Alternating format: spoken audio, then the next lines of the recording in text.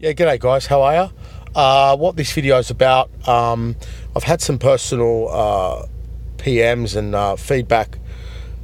Is anyone having issues at high speed going from third to fourth and crunching it? Because what I haven't mentioned is, not out of embarrassment, out of just forgetting, on the snow trip, I had that issue. Now, at 4,000 or 6,000 RPM from third to fourth, as you can imagine, you are now exceeding, you're doing an overtaking maneuver, okay? And you know, it's quite high speed. I crunched the gearbox a few times. I've had a few people asking whether or not their synchromeshes could be faulty. Some people are approaching Subaru. This is on the 2018 with about these kilometers, even though this is built 2017. Okay, now that's what this video is about. We'd love your feedback from around the world. Now, even though I'm sitting in the car right now and third feels right straight down to fourth, you know, when you're driving it, it seems to want to go that way a bit, and I've always noticed that. Remember, the guys, this car has a revised third gear. It's a very, very robust gearbox. They've also revised the way these notches are just to make it easy. Sitting in the car right now, you'd never know what a nightmare it is to drive at certain times, which we know. Now, I've mentioned that in a previous video, and there was quite a funny comment. Some guy started swearing and asking me what car I drive, and yeah, look, I don't know what car he drives, but this can be really tiring to drive. Like right now, I'm really tired and wasn't enjoying it at all, though we're loving the rain, right? Now, third to fourth, crunch, between 4,000 and 6,000 RPM possibly. I was not at 6,000 RPM or anywhere near 140 kilometers an hour when I did it.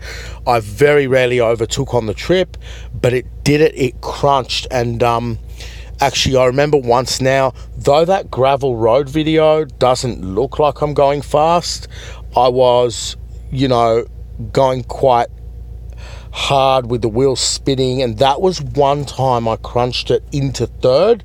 That was my error. And I'm not talking about a destructive gearbox breaking crunch. We're talking about not getting it in. So there's a couple of guys with a concern here. Now, I've already had from a couple of you know, I'll call them friends, not subscribers, saying that it's driver error. You know, when you can't get it in and you mistime the clutch, you're going to crunch it. Has anyone had that? I'm certainly stalling this a lot less with my new RPM, higher RPM that was custom tuned into it. But, you know, there's days where you put in reverse and you just stall it. And you can refer to the video, and I got it. This is how it's meant to be. I'm not gassing it. I'm releasing the clutch, and see the computer lifting the revs? That's something you want to have increased with the with a tune. The original idle speed is low, and you know, that's one thing is stalling the car. This is different. This is people. A couple of guys are having issues going into fourth gear and approaching Subaru for warranty possibly. Okay, that's one thing. Now, this morning I had a flat battery, which is kind of cool because it was not this visor. Now, the video I said, it's likely the visor, just deducing and using the law of, you know, deduction. I mean, I'm blinded by this light. You're not easily going to leave it on. Now, let's just turn the engine off, get out of the car. See, it knows I'm in the car, though, with the key, and shut this off. This... Okay, sorry, guys. Okay, I'm deadlocked into the vehicle. What a good place to be deadlocked into. Okay, so unlock it. Close the doors, lock it. Now, after 20 minutes, the battery saver unit software should shut these lights down. Now, this morning, I had a completely flat battery. That courtesy light was on. So, you know, when I went to the car and I used the manual key to get in, I thought, right, now this is the third time it's happened between, what, is it 4 years? I've had the two cars, so, or 3 years. So, one thing I noticed this morning is the handbrake was down. So, there was, I've read on the internet, which can vary the quality of information. I've read on the internet there's a software update overseas. Of course, we know nothing about it here. Maybe someone does, but I don't. To fix this issue, there's an issue, guys, with these cars. Make sure your courtesy lights are off. Don't trust this car with the courtesy light, because this morning I had to be in the city. Now, very, very quickly, when you first start the car from a flat battery, even though it didn't lose its sound settings, it lost the clock and everything, it didn't lose the bass and all that, you could see there was a residual sort of power still there. Now, when you leave the car for 10 days with the courtesy light on, you have a completely no start condition. Now, this morning, I just want to remind you guys something. When you reset these cars or get a flat battery, it's going to go, it's like when you reset the IBD fully, not clearing codes. When you reset it fully, you're going to have a very long crank time on any Subaru, even my 2006 Flat 6 Liberty, which will be up for sale soon, and I'll make a video about. So, what you do is you go, and you let it go, because if you've got a little booster pack, you're not going to get the car started. Then you just wait and then try and restart it. So that's what this video was about. It's really nice to get to know some of you guys. It seems a lot of people are getting delivery of this car, or maybe there's just a few more people finding me, but seems a lot of people are buying this 2018. I think the main reason is that they want the old EJ257 that we love so much. And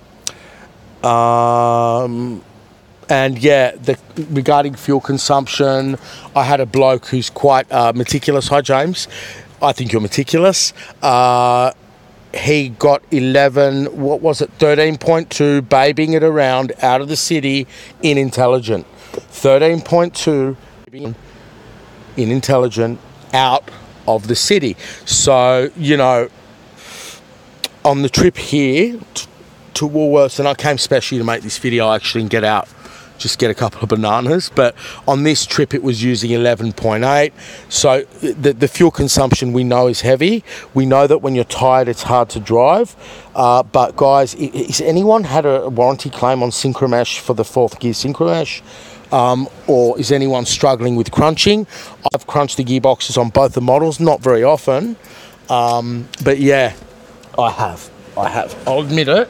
Not anything catastrophic, because you'd know about it, but that's that.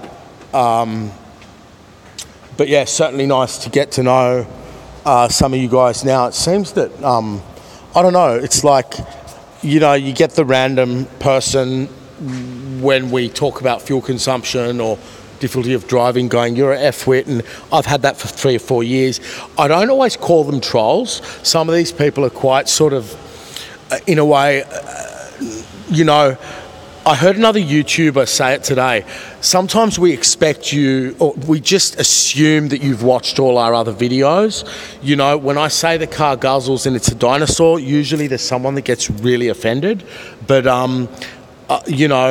guzzles and it's a dinosaur, and the gearbox is difficult and it's notchy and it can be tight in 2nd gear in the mornings. Okay, so I'd love to hear the comments. I think my synchromesh is fine. I believe that I had an error of getting it into 3rd to 4th, though it feels like it's straight down. I recall clearly on the freeway struggling with 3rd to 4th, and it's got the revised 3rd gear ratio and the revised indent, the pin that, when the pin drops into the little, whatever it is. So anyway, yeah, I'd love to hear your comments. Hope you're all well, and yeah, it seems a lot of guys are enjoying these cars thoroughly. We love them a lot, don't we? So, okay guys, catch you later.